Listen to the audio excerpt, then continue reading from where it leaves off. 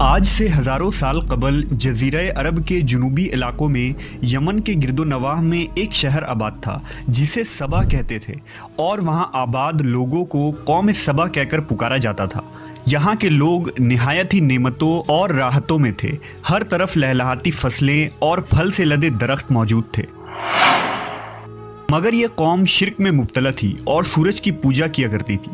جب وہاں کے بادشاہ شراجیل بن مالک کی موت ہوئی تو اس کی بیٹی بلقیس نے حکومت کی باغ دوڑ سنبھالی۔ بعض مورخین نے لکھا ہے کہ بلقیس کے والدین میں سے ایک جنات میں سے تھے، مگر اس نظریے کی کوئی واضح دلائل نہیں ملتی۔ ملکہ بلقیس ایک قابل عورت تھی جس نے یمن پر 9 سال نہایت ہی خوبصورتی سے حکومت کی۔ دنیا کے بیشتر علاقوں میں جو تجارت ہوتی تھی وہ سبائیوں کے ہاتھ میں تھی۔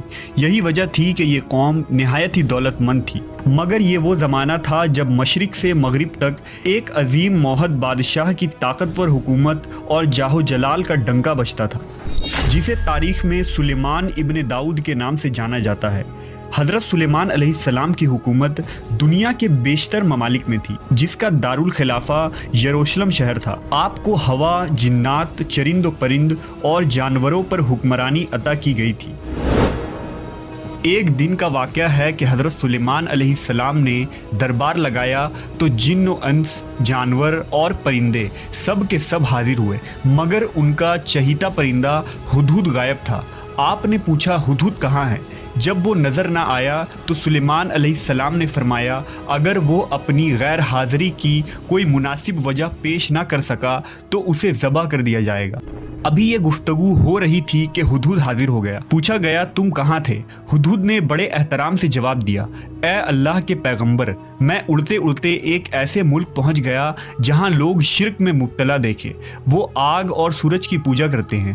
ان کی ایک رانی ہے جسے وہ بلقیس کے نام سے پکارتے ہیں۔ وہ ایک بہت بڑے تخت پر بیٹھ کر حکومت کرتی ہے۔ اس کے تخت میں قیمتی ہیرے جواہرات لال زمرد جڑے ہوئے ہیں، اور اس کے پاس تمام شاہی سامان آرائش و نمائش کے موجود ہیں۔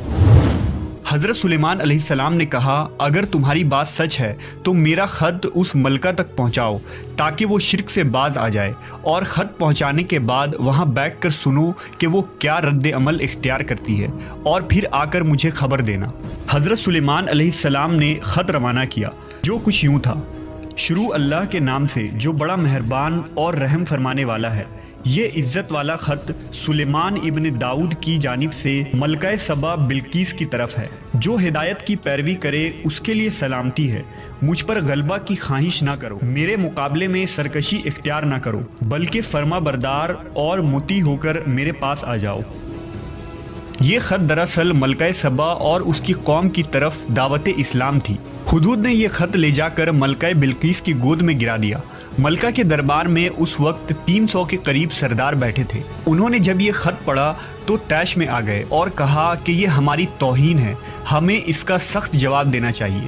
مگر ملکہ بہت سمجھدار تھی، اس نے انہیں سمجھایا کہ خط سے پتہ چل رہا ہے کہ یہ کوئی عام شخص نہیں، خدا کا کوئی پیغمبر ہے، لہٰذا ہمیں حکمت سے کام لینا چاہیے۔ اس نے کہا کہ میں حضرت سلیمان علیہ السلام کی طرف ایک تحفہ بھیجتی ہوں، اگر انہوں نے قبول کر لیا تو وہ بادشاہ ہے، میں اس سے جنگ کروں گی، لیکن اگر انہوں نے تحفہ قبول نہ کیا تو میں اس کی پیروی کروں گی کیونکہ وہ نبی ہے۔ ہدہد یہ ساری گفتگو سن رہا تھا۔ اس نے آ کر حضرت سلیمان علیہ السلام کو ساری بات بتا دی۔ حضرت سلیمان علیہ السلام نے جنات کو حکم دیا کہ شہر میں داخل ہونے والے راستے پر سونے چاندی کی اینٹوں کا فرش بچھا دیا جائے۔ راستے کے دونوں جانب سونے کی عجیب الخلقت جانور کھڑے کر دیے جائیں۔ وزراء اور عمال سلطنت کی تمام کرسیوں کو سونے کا کر دیا جائے۔ دربار کو ہیرے جواہرات سے مزین کیا جائے۔ ادھر بلقیس نے حضرت سلیمان علیہ السلام کے لیے تحائف روانہ کیے، جن میں سونے کی اینٹیں، جواہرات، غلام، کنیزیں اور ملکہ کا ایک خط بھی تھا۔ जब ये तमाम तहाइफ लेकर कासिद हजरत सुलेमान अलैहिस्सलाम के दरबार में पहुंचे और उन्होंने ये सब देखा तो शर्मिंदा हुए। हजरत सुलेमान अलैहिस्सलाम ने मलका के कासिदों से कहा, क्या तुम लोग माल से मेरी मदद करना चाहते हो? मगर देख लो, जो कुछ अल्लाह ने मुझे दे रखा है वो उससे भी ज़्यादा है जो तुम्हें दिया है, लिहाजा तुम्हारा तोहफा तुम्हें मुबारक हो। अब तुम अपने तहाइफ के साथ वापस जाओ और अपनी मलका से कहना कि हमारा इंतज़ार करे, हम एक ज़बरदस्त लश्कर लेकर आएंगे।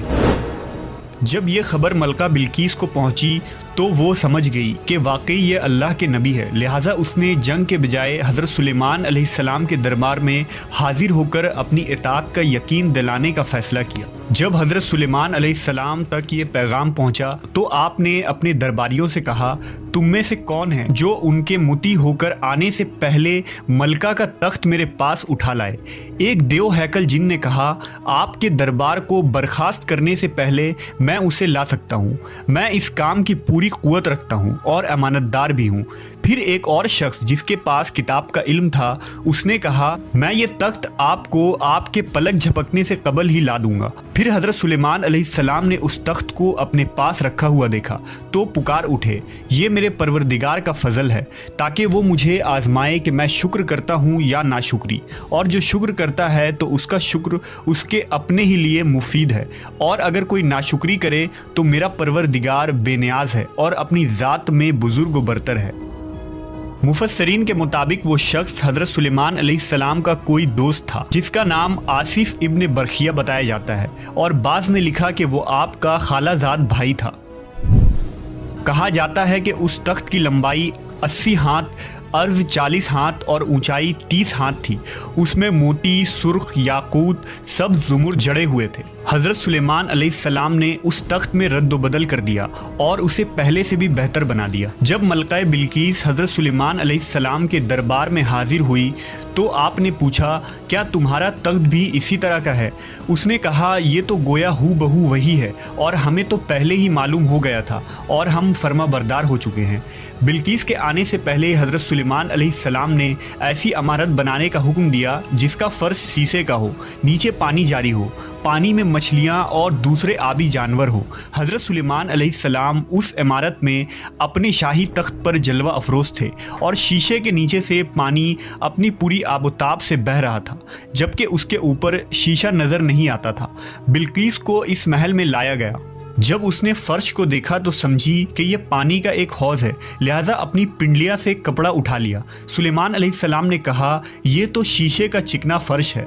तब वो शर्मिंदा हुई और बोल उठी, ऐ मेरे परवरदिगार, मैं सूरज की पूजा करके अपने आप पर जुल्म करती रही हूँ और अब मैंने सुलेमान के साथ अल्लाह रब्बुल आलमीन की इताअत कबूल कर ली।